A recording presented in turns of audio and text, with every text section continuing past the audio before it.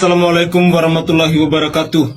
Salam, Om Swastiastu, Namo Buddhaya, salam kebajikan dan salam sejahtera untuk kita semua. Kenapa Presiden Joko Widodo begitu gencar membangun segala infrastruktur yang ada di Papua? Kenapa Joko Widodo melayani orang-orang Papua dengan hati yang tulus, dengan hati yang bersih, demi kemajuan orang-orang Papua? Presiden Joko Widodo menginginkan agar kehidupan di Papua bisa setara dengan kehidupan di Pulau Jawa. Pembangunan yang ada di Papua bisa setara dengan pembangunan yang ada di Pulau Jawa. Karena Papua adalah wilayah negara kesatuan Republik Indonesia. Inilah yang Joko Widodo lakukan, yang Presiden Joko Widodo perjuangkan dari Sabang sampai Merauke, dari Pulau Mianga sampai Pulau Rote. Mungkin kita bertanya, kenapa Presiden Joko Widodo tidak pernah bosan-bosan berkunjung ke Papua? Kenapa Presiden Joko Widodo selalu berulang kali dan berulang kali mengunjungi daerah di bumi cendrawasih itu? Padahal perjalanan dari Jakarta menuju Papua itu cukup jauh.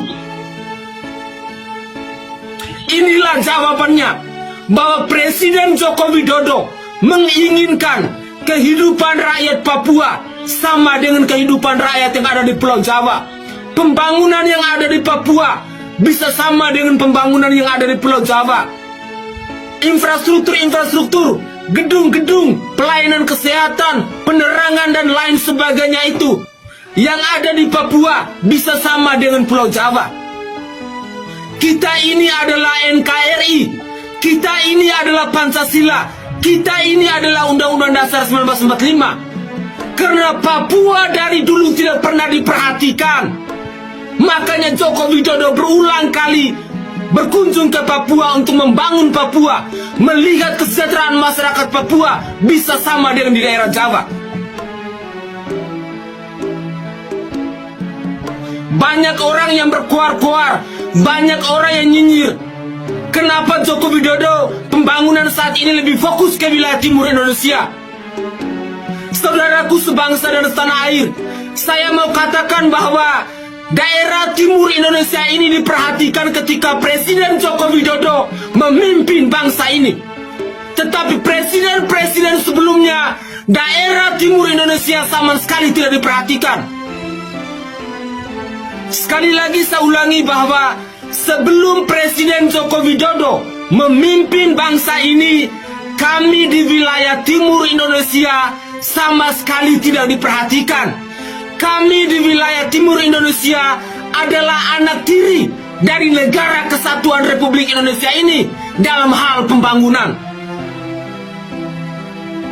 Jangan heran Presiden Joko Widodo dianggap sebagai malaikat oleh orang timur Indonesia. Jangan heran Presiden Joko Widodo adalah bapak bangsa untuk orang timur di Indonesia ini.